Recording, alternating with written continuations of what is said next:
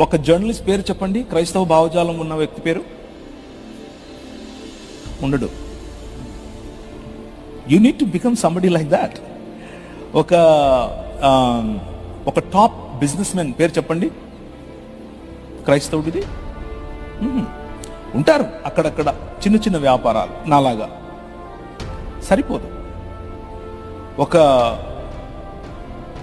ముస్లిం గురించి, ఒక ముస్లింకు రాయి తగిలితే ఎవరు నిలబడుకొని మాట్లాడతారు పార్లమెంట్లో? పేరు చెప్పండి.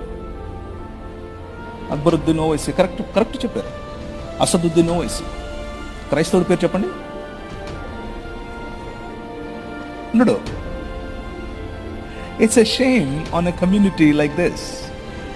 A community that forgets its history will not remain in history. ఏ సమాజం అయితే వారి చరిత్రను